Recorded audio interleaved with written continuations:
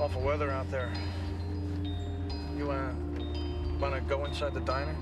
No, I don't want anyone to see me like this. You're not gonna like these.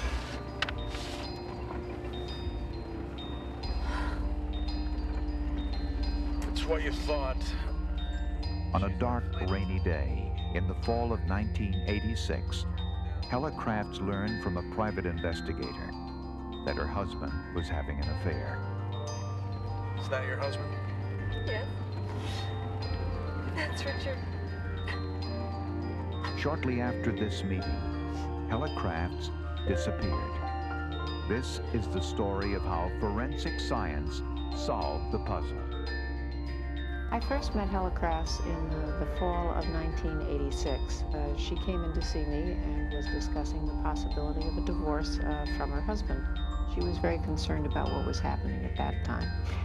She was also concerned about potential violence, shall we say.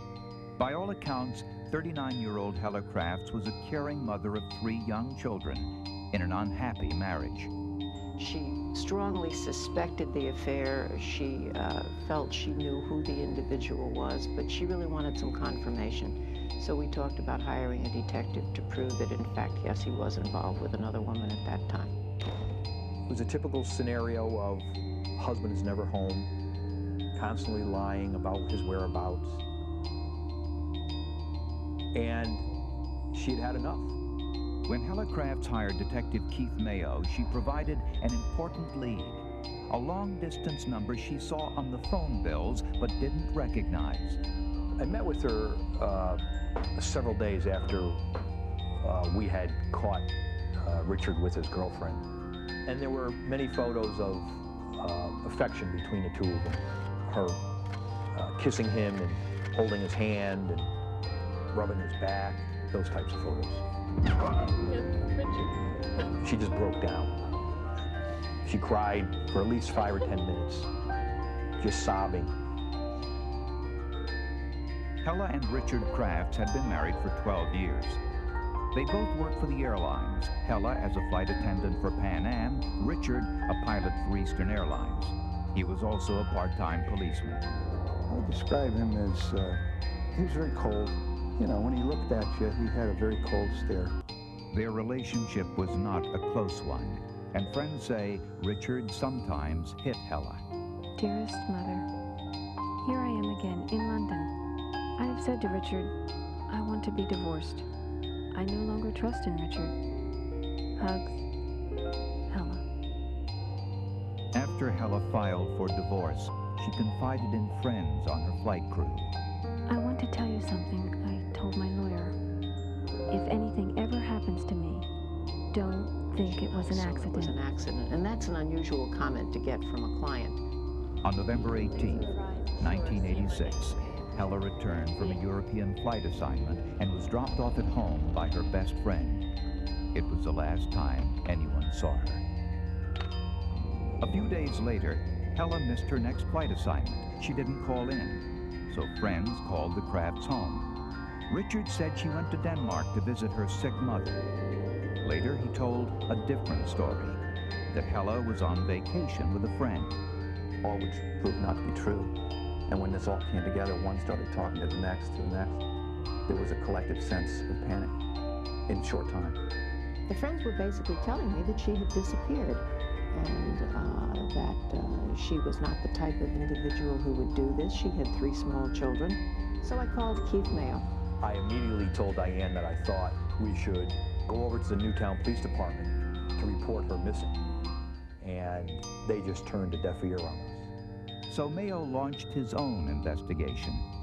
In this home video, the Crafts' live-in nanny talks about some mysterious dark stain she noticed on the carpet shortly after Helle disappeared. In the inside the bedroom door, there was a spot, a black spot? Yeah. How big would you say it was? How, about that big? Yeah. Did it look like a stain? It looked like it was stained, but it hadn't been there before. The fact that there was new carpet in the master bedroom and Richard ripped up the carpet and wouldn't give the nanny an explanation as to why. Also suspicious. a large freezer missing from the garage, and credit card receipts showed that Richard had rented a commercial wood chipper right after Helle disappeared. Had something happened to Helle inside the house, and was her husband involved? Police asked Richard Crafts to take a lie detector test. Did you kill your wife? No. Do you know your wife's whereabouts? No. Did you have anyone kill your wife? No. Showed very little reaction at all. There was nothing that either my partner saw or I saw that indicated that he was lying. With Helle Crafts still missing and no leads, Connecticut State Police called in their secret weapon, forensic expert Dr. Henry Lee. Dr. Henry Lee is the director of the Connecticut State Police Forensics Laboratory and one of the world's most respected forensic experts. He accompanied police as they searched the Crafts' home. We start examine some piece of physical evidence and found some tiny clue.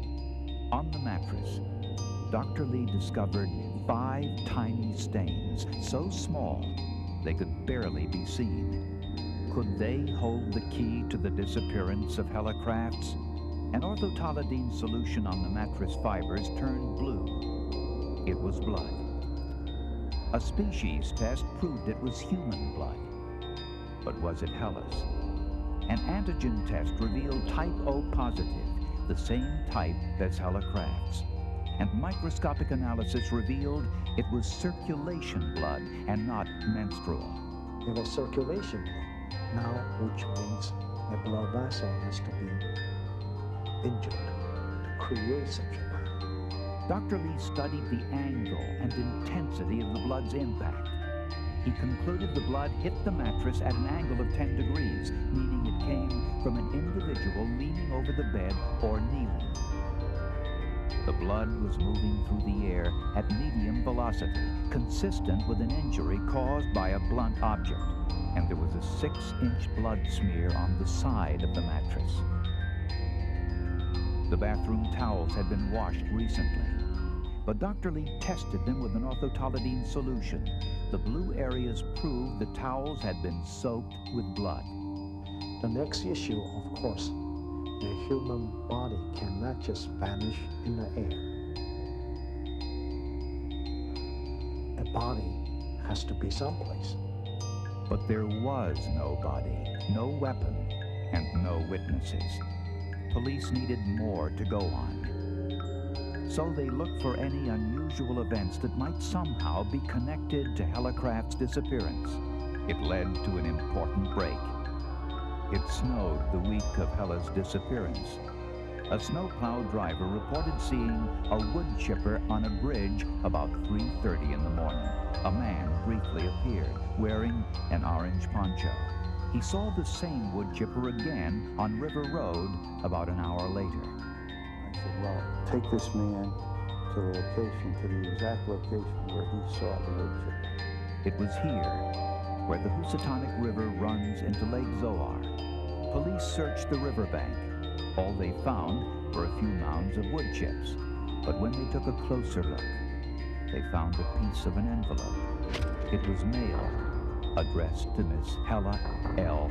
Crafts. They were just laying there, you know? And I thought, good Lord, you know. I didn't even think too much about how the chipper came into play at that point until we started finding a lot of hair. That was when I remarked to my boss, you know, I said, you know, if he did what I think he did, it's time for me to retire. Police spent days sifting through the dirt and debris along the riverbank. In addition to the letter and blonde hair, they also discovered a few blue fibers, a gray piece of metal, what looked to be some tiny bone fragments, and another piece of evidence which just appeared.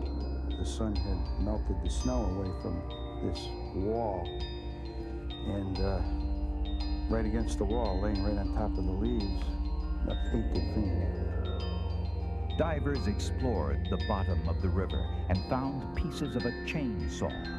Even more unusual, the serial number had been scratched off. Everything was taken to the State Police Forensic Laboratory in Meriden, Connecticut.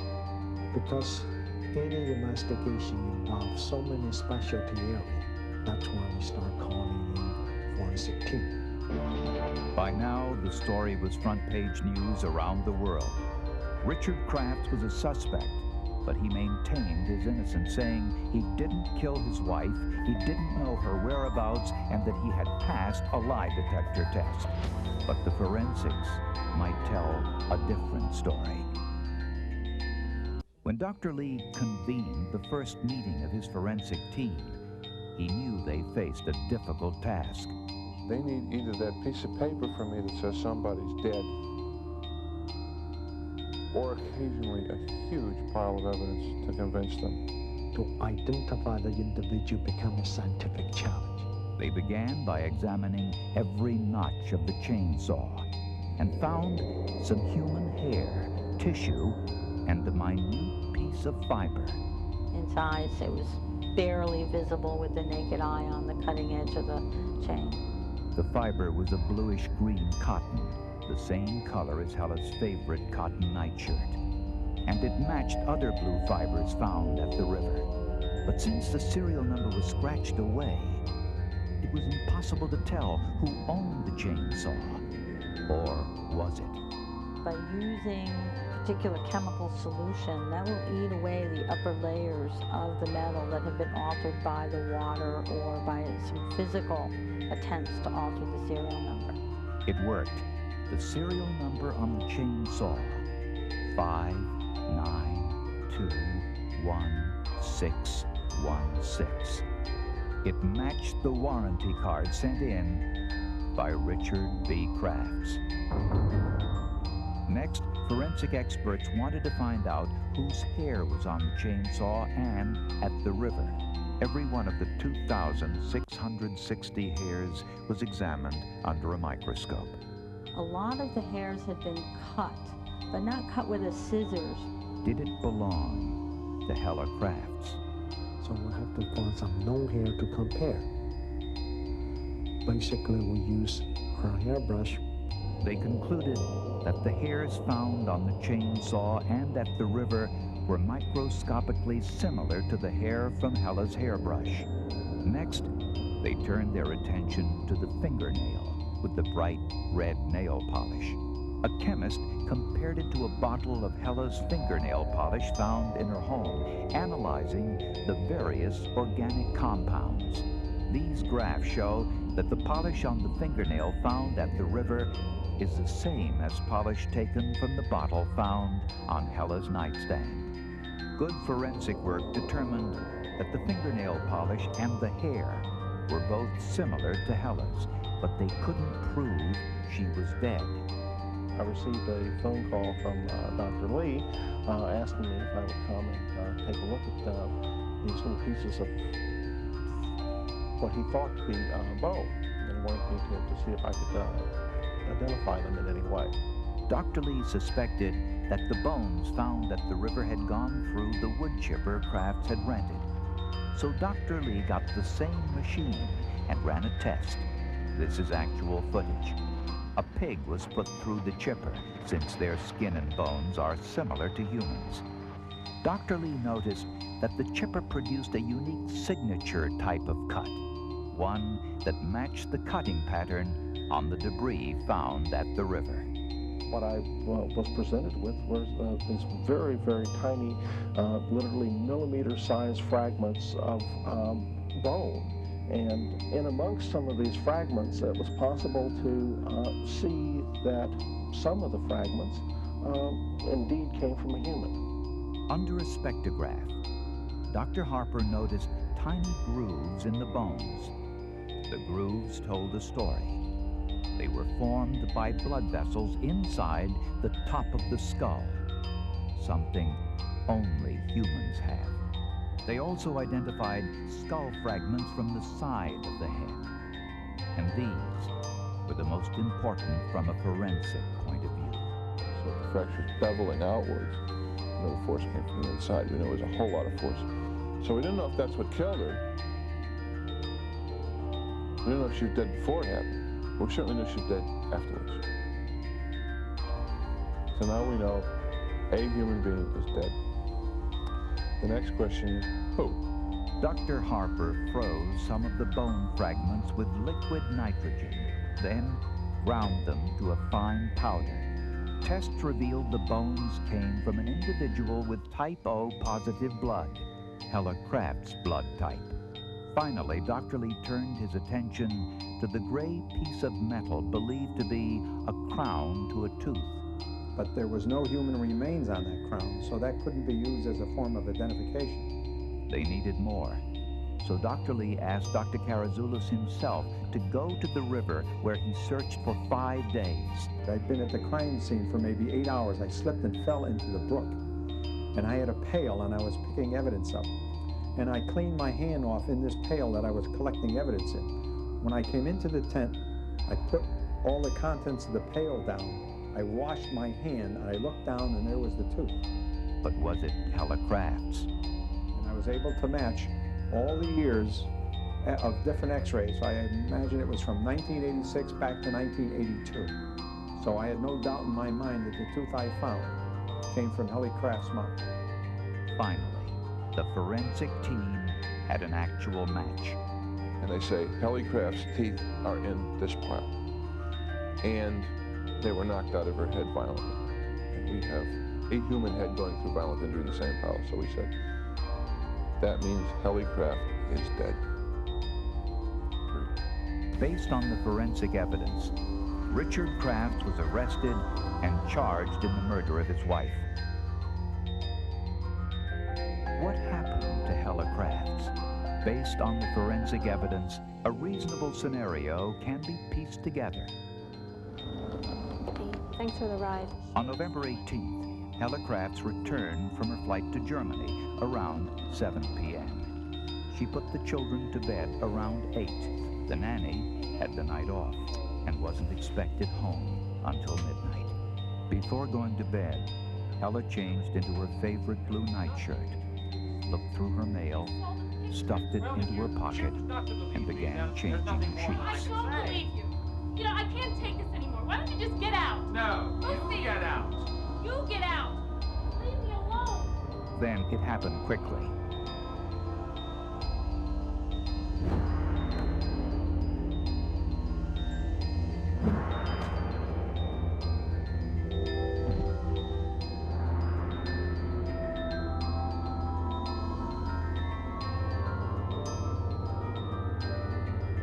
Using a police flashlight, the first blow knocked her to the ground. The second produced the blood splatter, hitting the mattress at a 10-degree angle. While falling, her head grazed the side of the mattress, leaving the blood smear. He wrapped the body in the bed covers, carried her through the house into the garage, and placed the body into a freezer.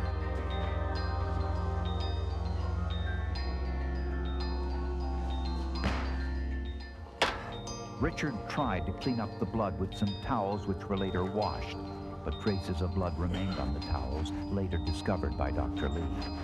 Marie Thomas, the nanny, arrived home around 2 a.m. and went right to bed. At daybreak, Crafts took the children and the nanny to his sister's house, saying their mother had left earlier. Marie, hurry up! He then rented the largest commercial wood chipper he could find and a U-Haul truck, using his credit card. By nighttime, Helle's body was completely frozen. Crafts transported the remains, along with a chainsaw and some wood, to the river. The snowplow driver spotted the wood chipper on a bridge around 3:30 in the morning, and again near the river an hour later. Using his chainsaw, Crafts dismembered Helle's frozen body and put the pieces through the chipper along with some wood. Since the body was frozen, it produced little, if any, blood splatter. Most of the debris blew into the river. Only a few pieces fell short, landing on the bank. The mail Helle placed in her nightshirt pocket passed through the chipper virtually untouched. Before leaving, Crafts took apart the chainsaw, scratched the serial number off, and threw the pieces into the river. How close was the brutal murder of Helle Crafts to the perfect crime? Boy, damn close. Damn close. If that person truly believes they're not going to be caught and there's no fear or threat to them, they could get by a polygraph test. The key solving this case is so-called teamwork. Assemble a good team and work together. Amazing. The human body writes so much of its history in itself.